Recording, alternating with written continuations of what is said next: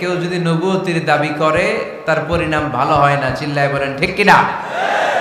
এজন্য সহিহ মুসলিমের বর্ণনা, আল্লাহর নবী বললেন, মাসালি ওয়া মাসালুল আমবিয়াই মিন ক্বাবলি কামাসালি রাজুলিন বানা বাইতান। আমার দৃষ্টান্ত আর আমার আগের নবীদের দৃষ্টান্ত ওই ব্যক্তির মতো যেই ব্যক্তি একটা ঘর বানিয়েছে। কি বানিয়েছে?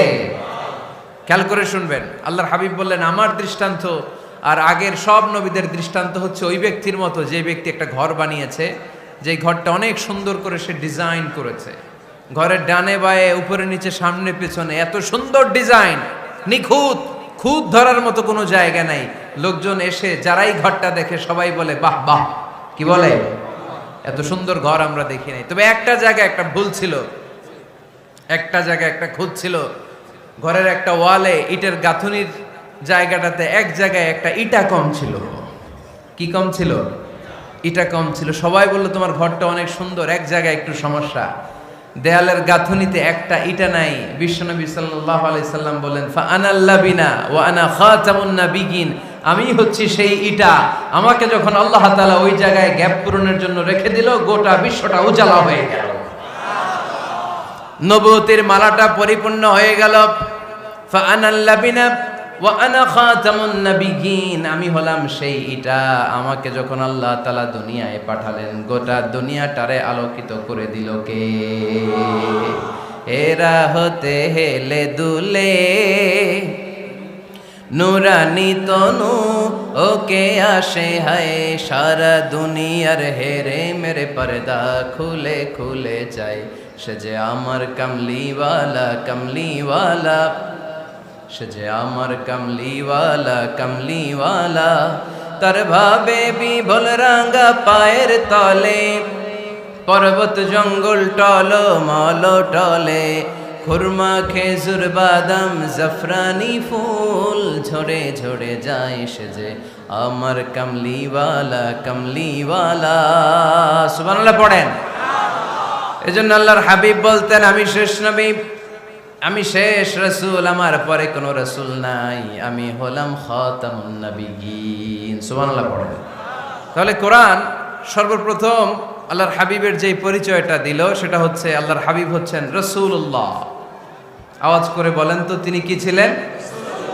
আল্লাহ রাসূল ছিলেন। দ্বিতীয় যে পরিচয়টা কোরআন আমাদেরকে দেয় সেটা হচ্ছে তিনি যেন তেন রাসূল নন, তিনি হচ্ছেন শেষ রাসূল, শেষ নবী, খাতামুন নাবিয়িন।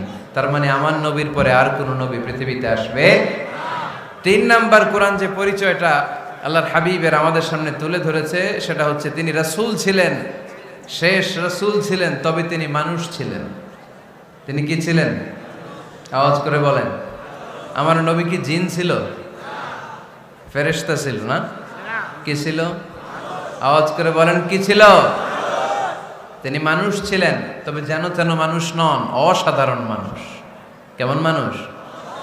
তিনি মানব, সাধারণ মানব নন, তিনি মহামানব। অনেকে বলে ইউসুফ আলাইহিস সালাম নবীদের মধ্যে সবচাইতে সুন্দর নবী ছিলেন, বলে না অনেকে? শোনেন নাই আপনারা? এটা ঠিক, উনি অনেক সুন্দর ছিলেন, কিন্তু আমার নবীর চাইতে বেশি সুন্দর।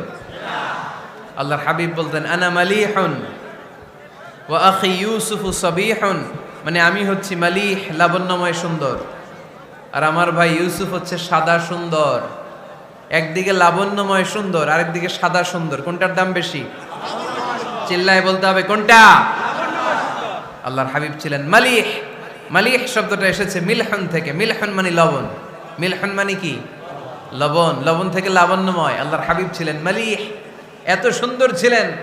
আম্মা জান আয়েশা যখন শুনলেন ওয়াকাত্তা'না আইদিয়াহুন, মিশরের নারীরা বুর্তুকাল কাটতে যে, লেবু কাটতে যে, কমলা লেবু কাটতে যে সাইয়েদনা ইউসুফ আলাইহিস সালামকে যখন দেখলেন, আল্লাহর নবী ইউসুফ আলাইহিস সালামের চেহারার মাধুর্যতা এত সুন্দর ছিল, এত চমৎকার চেহারার গ্ল্যান্স, এটা দেখে মিশরের নারীরা লেবু কাটতে যে আঙ্গুল কেটে ফেলেছিল।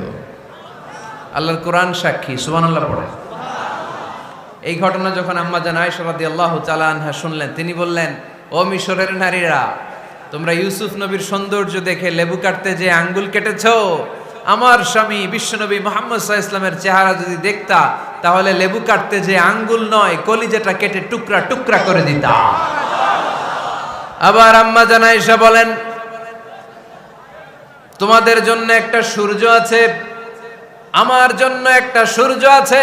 তোমাদের সূর্য আমার সূর্যের মতো নয়, আমার সূর্যটাও তোমাদের সূর্যের মতো নয়।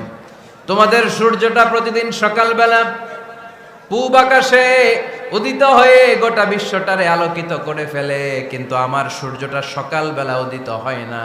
সাল্লাল্লাহু আলাইহি ওয়াসাল্লাম তিনি মানুষ ছিলেন, তবে সাধারণ মানুষ নন, অসাধারণ মানুষ। নবী ছিলেন, যেন তেন নবী নন, মহানবী, মানব কিন্তু মহামানব, ঠিক কিনা? এজন্য কোরআন আমাদেরকে জানিয়ে দেয়, কুল ইন্নামা আনা বাশারুম মিসলুকুম ইউহা ইলাইয়া আন্নামা ইলাহুকুম ইলাহুন ওয়াহিদ। ও নবী, আপনি বলে দেন, নিশ্চয় আমি তোমাদের মতোই মানুষ, কিন্তু আমার কাছে ওহী আসে, তোমাদের কাছে আসে না, ঠিক কিনা? মানুষ কোন সেন্সে? মানুষ এই সেন্সে তিনি মানুষ যে আমরা দুনিয়াতে মা বাবার মাধ্যমে আসি, তিনিও এসেছেন। আমরা পৃথিবীতে বিয়ে করি, আল্লাহর হাবিবও করেছেন। আমরা বিয়ে করলে সন্তান হয়, আল্লাহর হাবিব সাল্লাল্লাহু আলাইহি ওয়াসাল্লামের 4 কন্যা 3 পুত্র সন্তান ছিল।